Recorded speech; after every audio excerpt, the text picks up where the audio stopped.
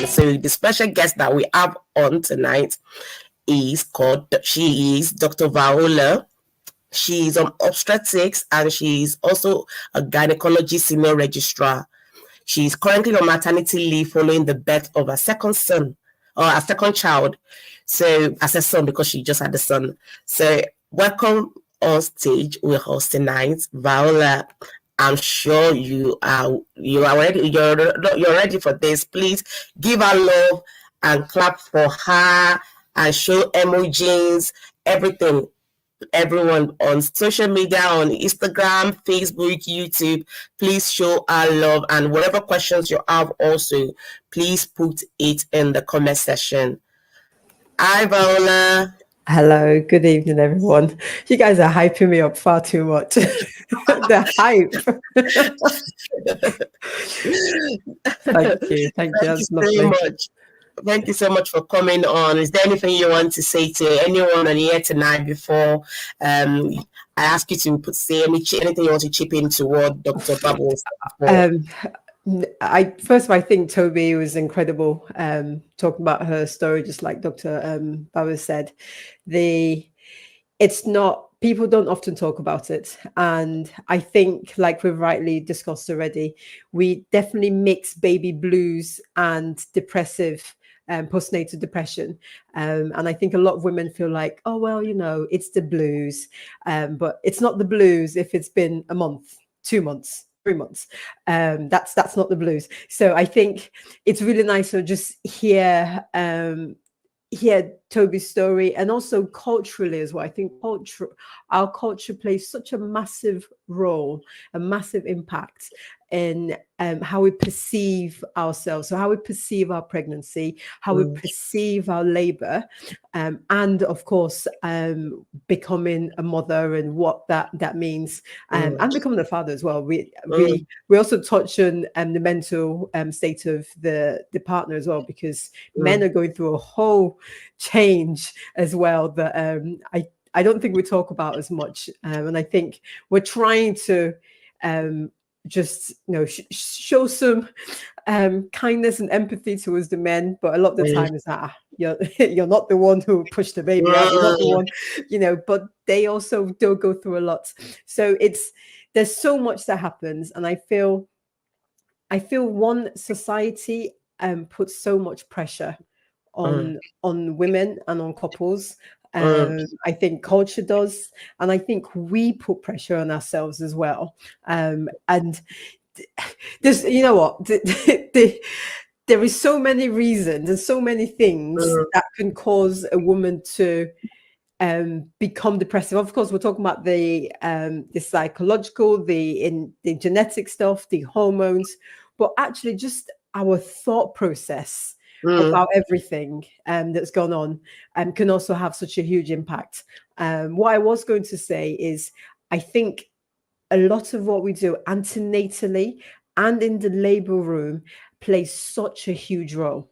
Even the language we use. So one of my biggest bedbug that I really don't like is the term failure to progress. We use that so much in obstetrics. When a woman is, she's 4 centimeters, and then every 4 hours, normal progress is 2 centimeters. So she's 4 centimeters. We measure her 4 hours later. Oh, she's 5. Okay, she's not progressing. Okay, let's break her waters. We measure it again. Oh, now she's 6. She's not. Then, okay, let's start oxytocin. You measure again. Oh, she's only 7. You know what? You're not really going. Yeah. Oh, and then right on the failure to progress. Just that word failure. I don't think people appreciate how negative that is. And for us Nigerians, failure is not something we like, All I can hear is my dad's voice, like, the person who came first, do they have 2 heads? You know what I mean? It's so just hearing that you failed, and then hearing that you failed as a woman who's about to have a baby, and then if you then end up having a cesarean section, oh, well, I failed, so that's why I had a C-section. Well, no, babe, actually, it's perhaps it just, the progress wasn't happening. Maybe the head is too big, or more importantly, is how the head fits in the pelvis. So I think a lot of people don't realize how amazing God is. I'm just going to bring my faith in Him, because God is incredible. For for a baby to come out, normal transition, you progress normally. The head has to fit in that pelvis perfectly. If it's a slight wonk, it is hitting your pelvis, and you can be there for a long time and it will not progress. And then then obviously what we start feeling is like the head elongates, which to some extent is normal. But when it's getting longer and longer, it's trying to squeeze because it's not hitting it perfectly. And that, for lots of women, is the reason why you don't progress. And hence why you have a cesarean section. So you've not failed. There's nothing you've done to cause that. How is that a failure? So what I try to write in is more delaying progress. And what we don't want is for a woman to remain in the same place for God knows how long, because I'm thinking, okay, once the baby's out, then there's risk of bleeding. So I'm thinking, what's next, And because of that, then you do cesarean section. But I feel our language is so important, and also how we discuss the events to a woman in labor really affects her, because every woman remembers the story of her delivery. I've asked my grandma; she still remembers how she delivered my dad. Like, she can tell you hour by hour what happened. So this is a story that a woman will tell for the rest of her life. So I feel it is so important that we use the right language and we empower that woman in her journey to motherhood, in her labor, to say, like, look, you did this, you've got this baby, and actually, if you feel depressed after, that is also not your fault. It's also something that we need to normalize, because the other thing we say is, well, you have a baby. There are women out there who don't have a baby. You should be happy. I think Toby mentioned that, you should be happy. You should, it's the bundle of joy. And all you're feeling inside is just sad, just pure sadness. And it doesn't help when you're supposed to feel happy and you just don't, and it's all about normalizing that for women. Say, look, it's not, it's okay, but it happens and you're not alone and there is help. That's my rant for now. Fire me with the questions. Thank you so much. Oh my God. Thank you. You said so many things that I've taken from that. And one of the things that you said was, it's not only about the woman, also the men is so very important. And this life, I know, is a woman's platform, but also please share it with your partner, your brother, your sister, because we all need to be empowered about this information, so that when we have a brother or we're pregnant, our husband, our mom, our dad, and everybody can support us through that journey, so that we're all empowered and educated about this information. Because when you mentioned that, I'm just remembering when we had our son. And I remember when we had, after delivery, I think it was a month, because I was taking hospital. And I remember that when we had to have one of our debrief session, I was thinking it's going to be about me, because I was like, I was the one that carried the baby, because I had complications after having our son. Because I was on blood thinner and they couldn't stitch the wound. I just kept bleeding constantly. They couldn't stitch me up. So I was in hospital longer than I was meant to be. I was in hospital for like a month, like after my son.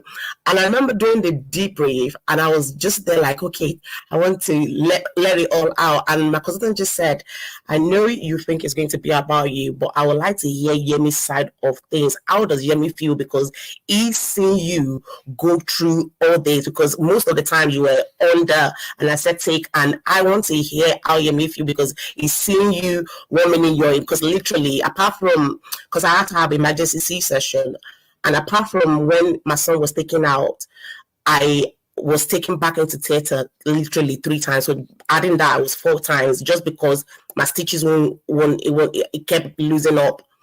And it was just like when you said about, it's not just about the woman, also the men. And that's why I was trying to talk about that I didn't realize until when we're having that debrief session. Debrief is just something that the health professionals do. So when like maybe the situation has happened, or maybe you've had a procedure, they want to discuss with you what we think went wrong, or what we can do better, or it's just a conversation with you, the health professionals, to see what happened, what are the good things that happen, and what are the bad things that happen. Can we do this better? Or to hear your own point of view also, and just a system being put in place to help health professionals and also the patient, so that everybody can express how they feel in that meeting. I'm not sure if I put it the best way. The two doctors we have on, if there's anything else you want to add to that. So it was amazing to hear the way my husband felt, because I was like, oh, so you felt that way. But because I was just like, I'm the one like is feeling this pain. I'm the one that I don't know what's going on, what's going to happen. And to hear him talk about how he felt and how seeing me there, and it felt like he couldn't help me, made him feel.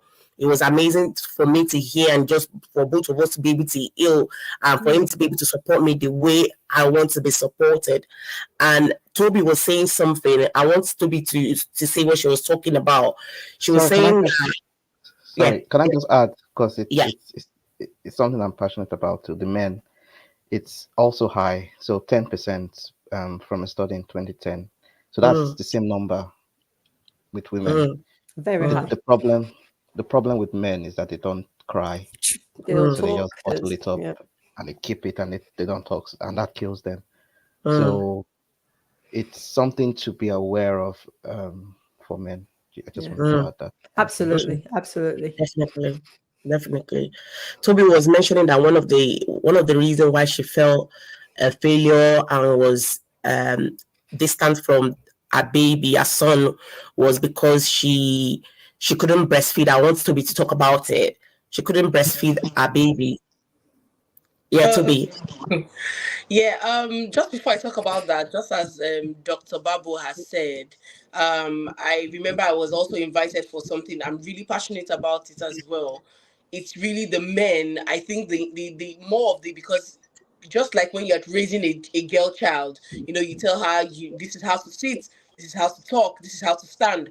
You should cry. But when it comes to, I think Debbie even corrected me today. I have boys. I have loads of boys in my house at the moment, and they're doing stuff, and I'm like, you know what? You're a boy. You shouldn't cry. You should man up. You should. So just like the Bible said, a lot of men, keep it inside and they say nothing about it. My husband is one of them. He doesn't talk. So that campaign that I had a few months back was basically for the men. We had men come on to know what postnatal depression. We've had men lose their wives because they really didn't know how to help the woman, and the woman just took her life, and probably even took the life of the baby as well. And because he just he couldn't talk, he couldn't ask, he didn't know what to do. So truly, the men, I think, because they are going to be the major support system for these women. And when Dr. Viola was talking, it just clicked, and I was trying to, while the discussion was happening, why exactly was I under so much pressure, and I felt I wasn't doing what I wanted to do, because like I said, I had so much dreams and everything that I was going to do for my baby. I was going to do a 6 months full breastfeeding and nothing. I'm not going to give my baby no water, no nothing. I was going to do exclusive, as I was going to be the perfect mother.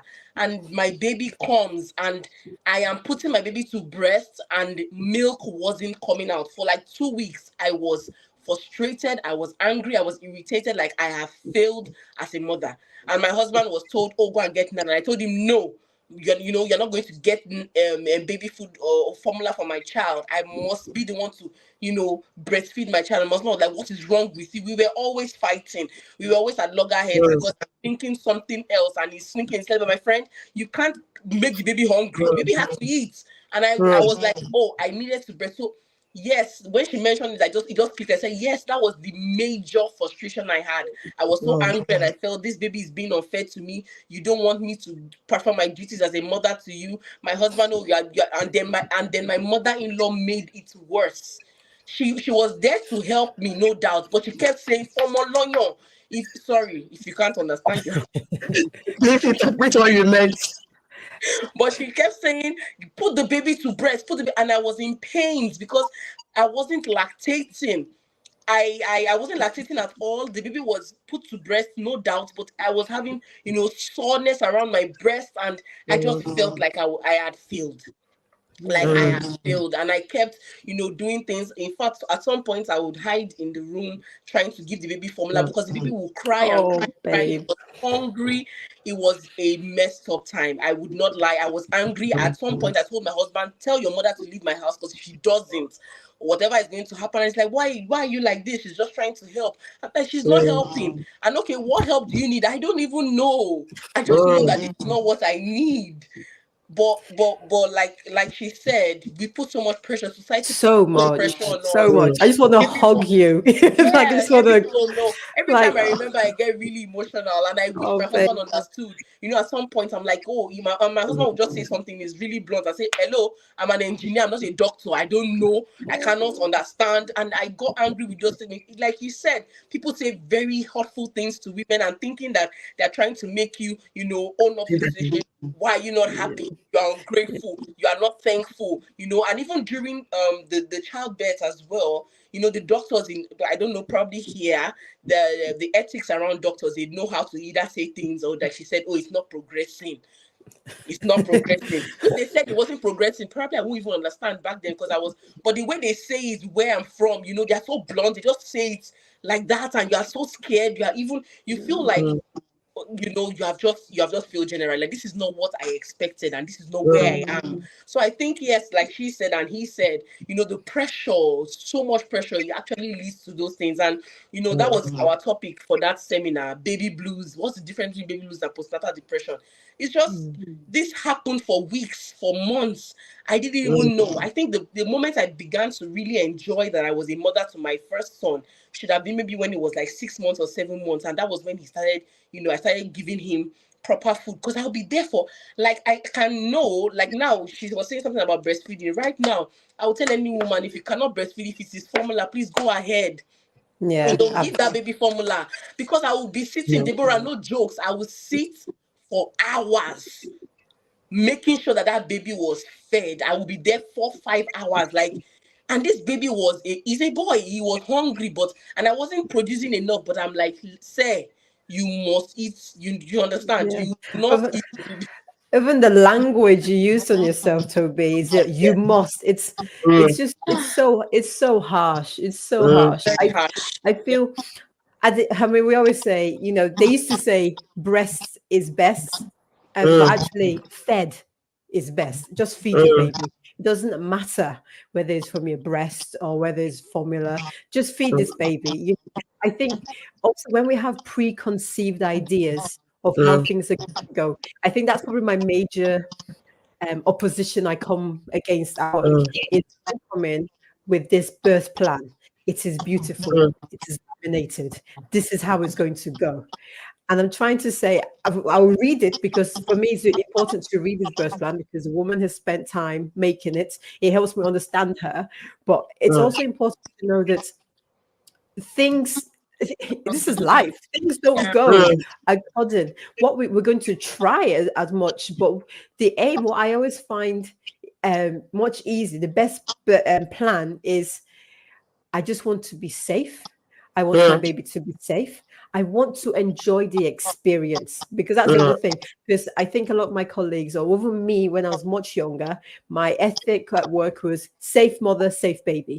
But to me, that's now the bare minimum, because a woman who's pregnant comes in safe. So saying safe mother, safe baby, I'm not doing anything. That's, to me, that's the floor. That's not the ceiling. I think we need to get rid of safe mother, safe baby, because you're safe. It's being pregnant is not a sickness. What I think is way better is that you enjoy the experience, because I like repeat customers. I like you to come back again. I don't want you so traumatized by this experience that you don't come back again. To me, we've then failed you. So I feel like I've done a great job. If you come in, and even if it doesn't go according to your plan, you still have a great experience. You still feel like, wow, Thank you. Like, I felt in control. I felt that every decision that needed to be made, I was given the right information, and I felt I could make that decision with me and my husband or my partner, and we made it. I wasn't pressurized into doing it. I didn't know what, I knew everything. And at the end of it, even if I had a C-section, at least I made that decision. They didn't say you have to have a C-section, and you're like, what? Okay. And then they just cut the baby out. And then the women who don't even know why they've had C-sections, to this day, they still don't know why. They say, oh, well, the doctor said. We're not at that level now. We should be telling you, and you should be understanding. You should weigh it up and said, okay, well, actually, you're right. I've been here for the last 12 hours. I'm still 6 centimeters. Maybe there's a reason this baby is not coming out this way. Okay, I get it. And if the longer I stay here, maybe there's risk I'll bleed. Okay, then I agree with C-section. That way, that empowers. The whole aim, my aim as a professional is to empower couples, empower women to make decisions for them. So like I said, my biggest opposition is that preconceived idea, preconceived plan. And then when you go home, I must breastfeed my baby. It doesn't matter. If you can breastfeed your baby, statistically, if you can breastfeed your baby even for 1 week, that helps. If you can breastfeed your baby for 3 months, that helps reduce the risk of diabetes, asthma, and there's one more. But it's past 9 o'clock, so I can't think anymore. But there's one more thing. So even if you can do it for 1 month, that's beneficial. But it was when people have that pressure on themselves to do it for 6 months. I'm still breastfeeding. My baby's going to be 1 next month. But that being said, he's definitely having formula because he's a boy, and I just need a break. So I've been mixed feeding. In my head, at least I'm doing my best. I'm doing my bit. And because I breastfed my daughter for 1 year, I definitely had this idea in my head, I'm going to do the same thing, because I don't want them to turn around and say, you favor this one more than me. But even that, I recognize that's pressure. I've literally really subtly put pressure on myself, and I suffered. This boy, he suffered me because he didn't latch on. He had tongue tie, and I was just like, Vi, you've actually put pressure on yourself. What are you doing? And I suffered for I got nipple guard. I got so many different things. But let me let me get to 1 year. And I think it's like I looked at myself. I was like, what are you doing? Just give this boy formula. And then, you know what? As soon as I gave him formula, it was bliss. So I breastfeed most of the time. He was getting formula maybe 3 times a week.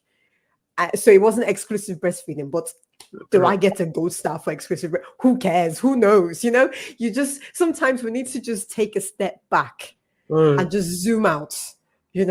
Is it that, why are we putting so much emphasis on it? And Toby, you even touched on it. It can even lead to arguments with your partner, because when they try to reason with you, and the hormones are high. The hormones are high. So don't try to argue with me when I am, I am right, you are wrong. There is no discussion. I'm the one breastfeeding. So, but then obviously men, God bless you guys, Dr. Babu, but you're a bit blunt sometimes. You just be like, well, just feed the baby. What are you doing? And it's like, say it one more time. But and it's, that's the time you just need them to just calm, and thankfully my husband, he clocked after the first look, he realized actually what I needed was probably just a hug and more of a, babe, it's okay. He's feeding, he's growing. This boy was adding 1 kilo every month, so he needed a lot, and I just wasn't providing it. And once I just accepted that it's fine, that pressure, literally, it felt like weight off. And I think it's the same thing for so many things in life. And even if it's, we talked about when we get in support from other people, but it's not always the right support. We need to be able to say in a nice way that doesn't offend, but Nigerians don't get offended, especially if it's like your in-laws. But you have to be able to speak up, because at the end of the day, it affects you. I definitely had an altercation with my dad, because he was helping me look after my daughter. I was doing something, and I was like, oh, daddy, this is what I do. And the flip, are you telling me how to raise a child. And I politely went, no, I'm telling you how to raise my child. This is now my child. You know, when I know for a fact, when it was you, as in me, I was the child, you definitely told your parents, this is how you want your child to be raised. So I am telling you respectfully, please don't pick my baby up with just the arms because he's so heavy. You're going to dislocate his. Like Nigerians have this way of just yanking babies up with the arm, and it makes me so uncomfortable. I was like, please pick him up like this because this boy is dense. You're going to pull his arm out. And he's like, are you telling me? And I was like, Daddy, please, for my mental health. And I actually said this was for my mental health. This is how I want you to pick him up. Biko, like just, you know, and it's like, oh, okay. I said, because I don't know, I'm going to start crying because the hormones are just wild. And so it's really important that we are empowered to actually speak how we feel because a lot of the people that are helping us don't actually know how we feel. And there's something I'm teaching my daughter now is speak what you feel. So don't just stand there and cry. So if someone hurts you in school, don't just cry because that child doesn't know what they've done to you. You have to say, you know what, you've hurt my feelings and I don't like it.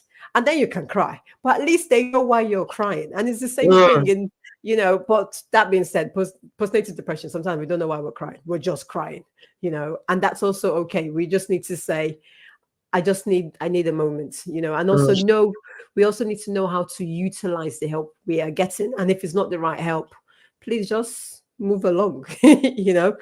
But yeah, I'm ranting. Yeah. Next question. You said a lot of things there that you said a lot of things. It's so funny when Toby was talking, I was laughing because I was in the same situation.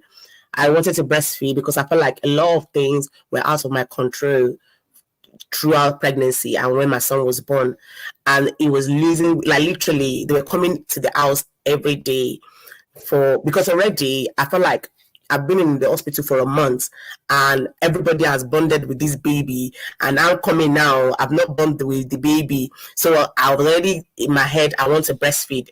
So coming home is already had a relationship with my husband, my mom, my mother-in-law. So coming home and I want to breastfeed, and I like, because of the blood thinner, my body's gone back to when I was pregnant, bringing back out the golden milk. So I'm like putting him on to lash on, and it wasn't. And I was like, no. And everyone was like, you don't need to breastfeed. You can forgive him from. I was the one putting pressure on myself now. And I was like, no, I have to breastfeed him. And everyone was like, no.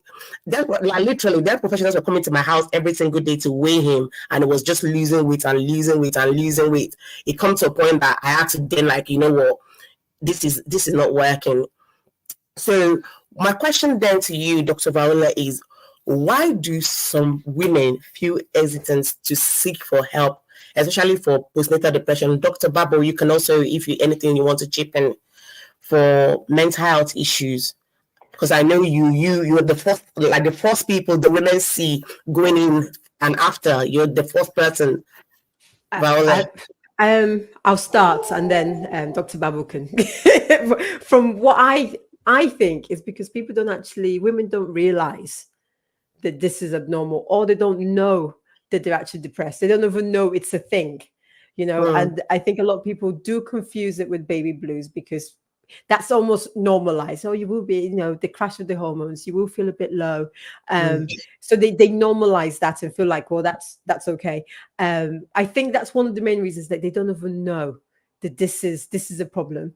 And then it's almost like a stigma with feeling depressed because you should be happy, you know. And I think the ones that I definitely see the struggle the most actually is women who've gone through IVF.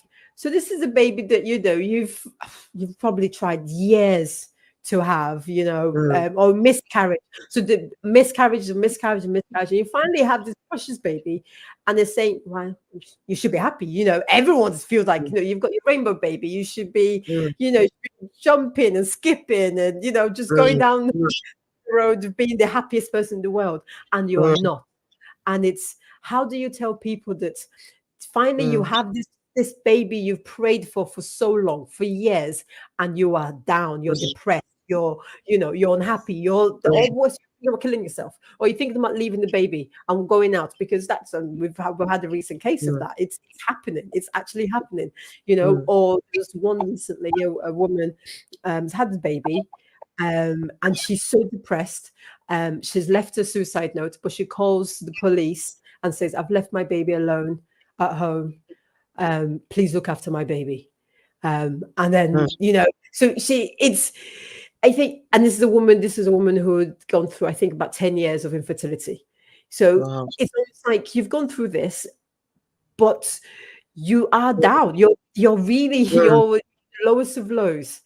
So I think a lot of people will struggle to actually own up to that, because you should be happy. I think that's the word. You should be happy. You must be happy. Once you say words like this, you find yourself stuck.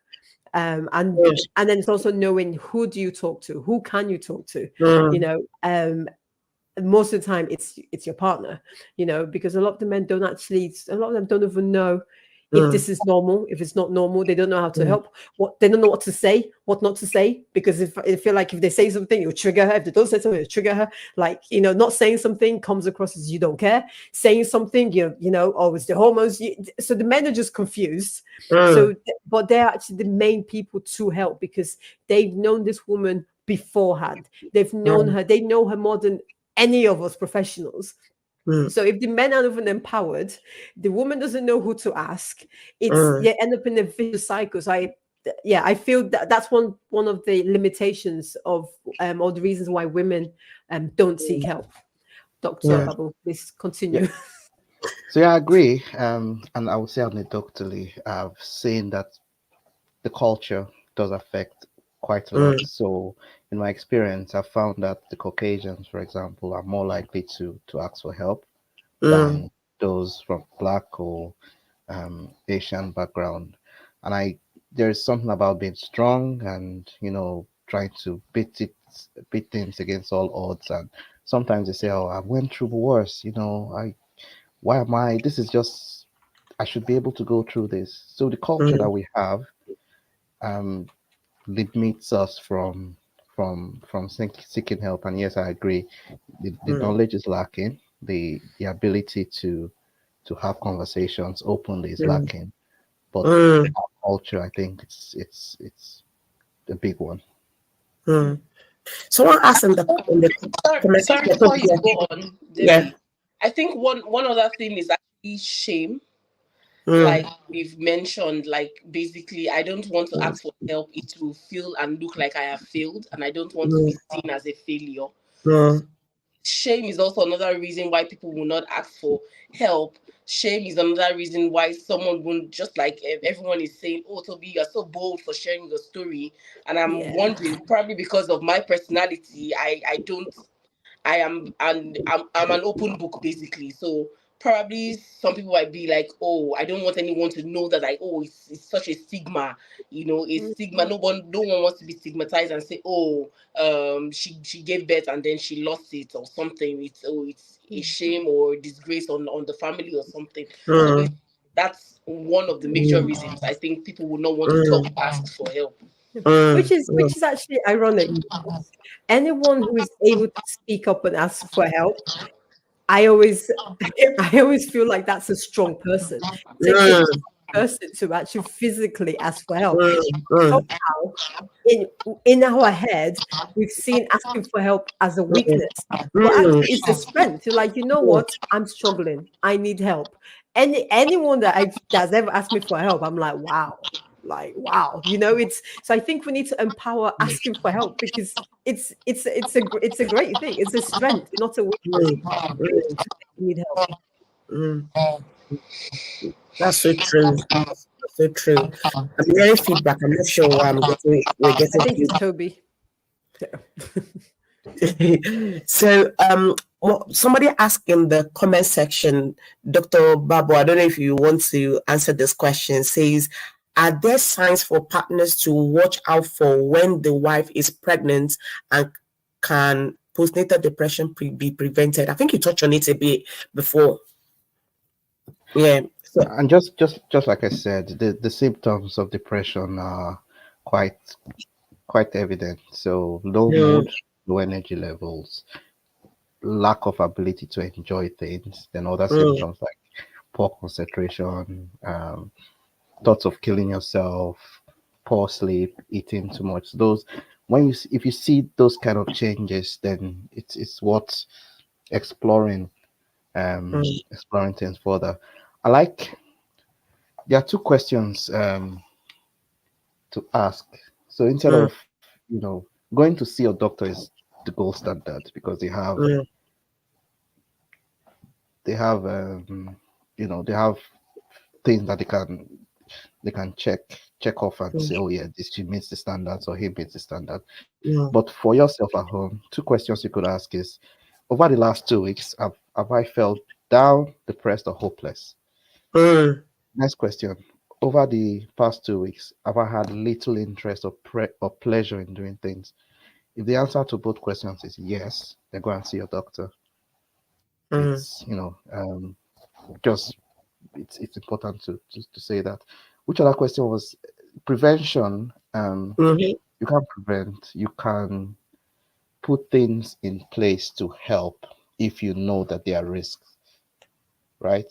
So if someone has depression in the past, they are likely to have postnatal depression.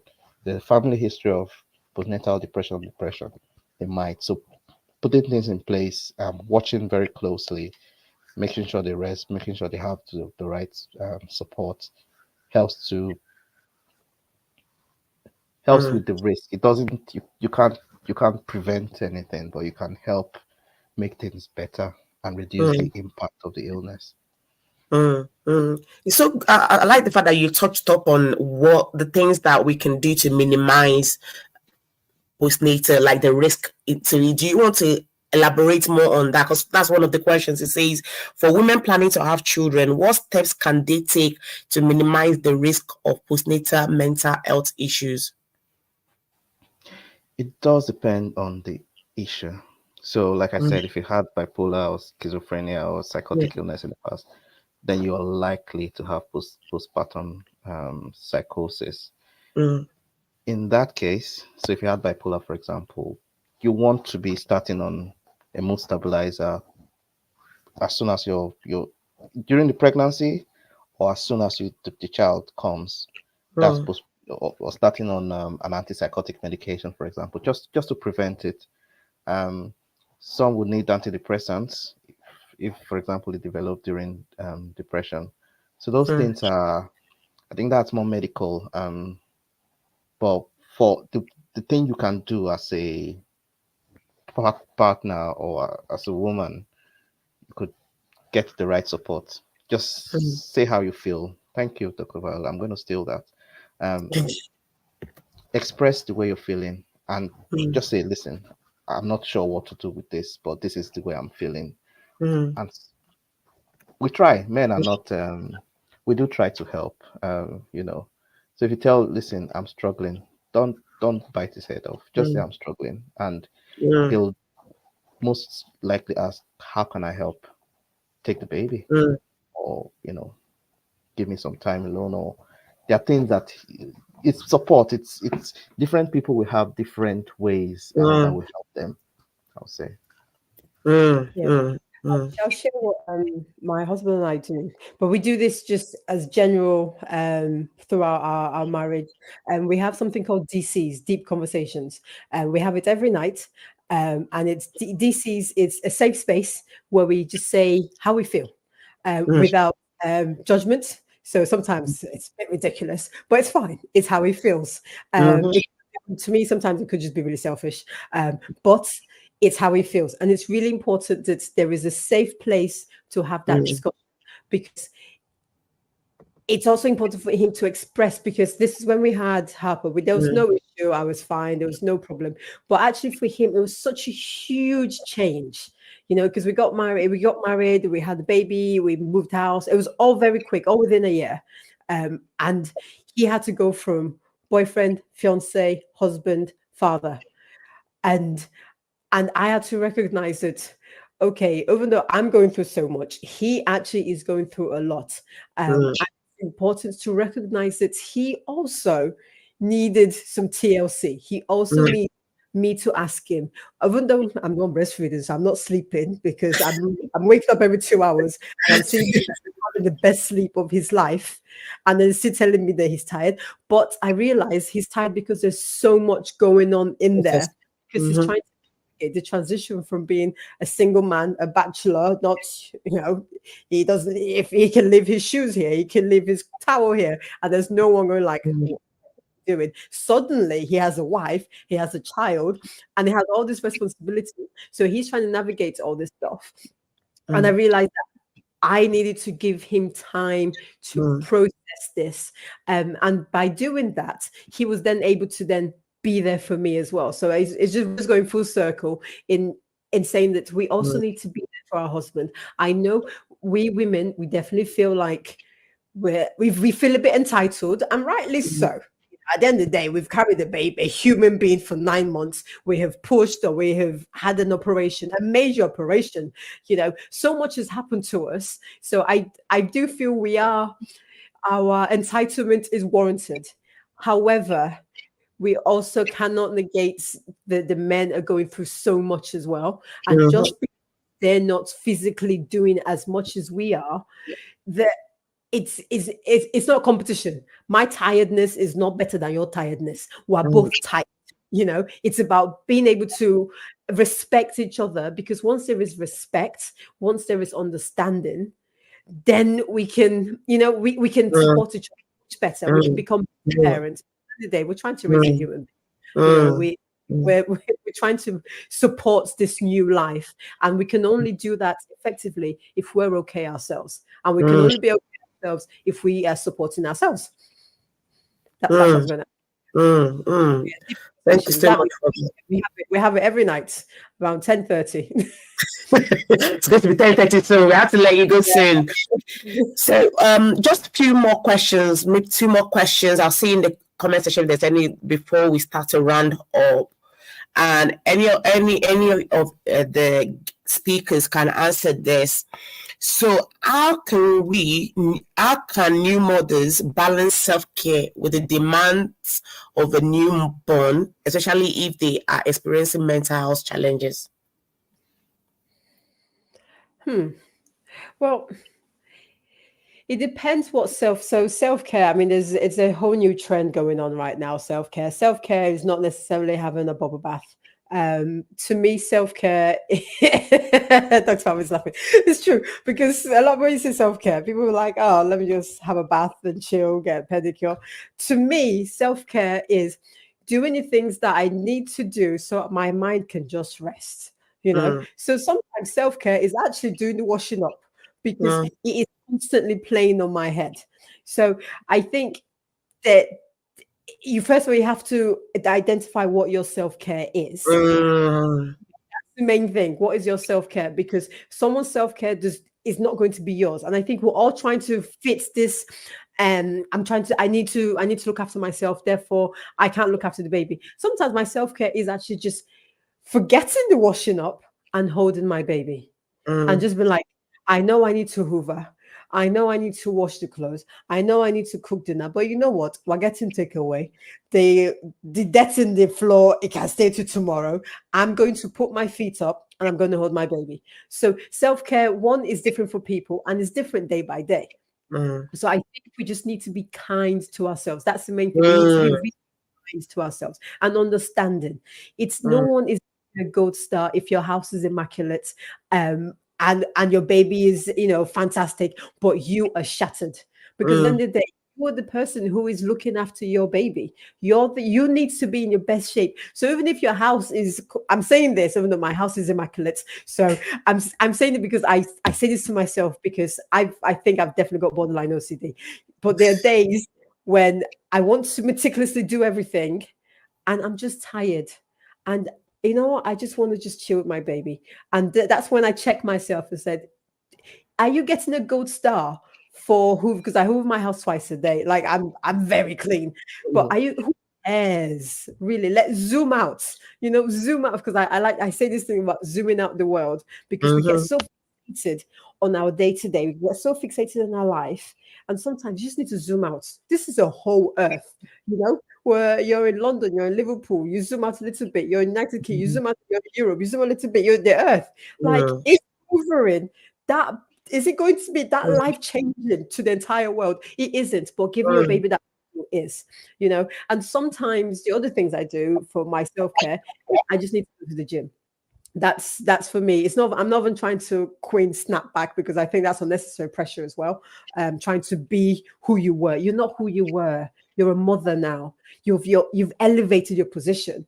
You know me, Deborah. Like, marathon could be my middle name. Around the world, going on the bike, running. You're like, abs, everything.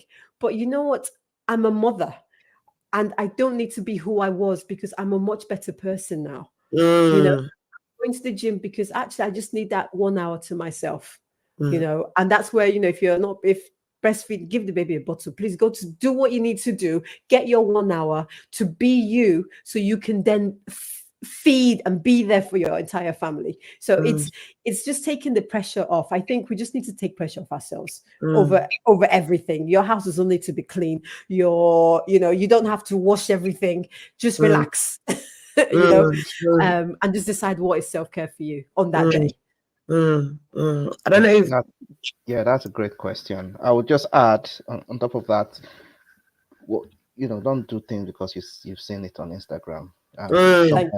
Thank you. People don't find the highest flex for me is staying at home and just chilling, no TV, nothing, just being quality without noise. Now but for some people that's torture.